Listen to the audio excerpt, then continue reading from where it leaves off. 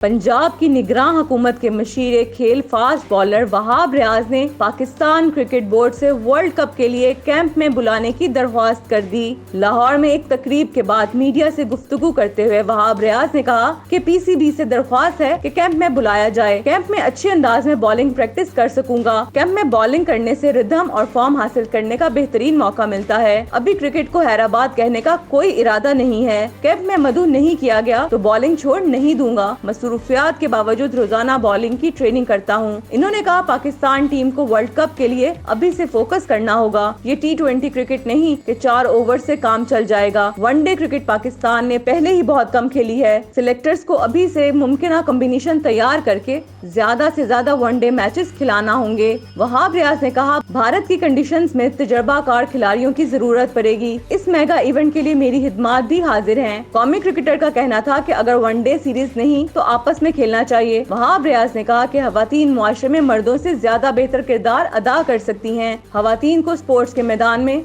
आगे लाने के लिए तारीख में पहली बार पिंक गेम्स का इनेकाद किया जा रहा है, जिससे खवातीन की सलाहियतें खुलकर सामने आएंगी। इन्होंने कहा कि खवातीन के लिए प्लेटफॉर्म बहुत कम है, जिसकी वजह से इनकी सलाहियतें सामने नहीं आती।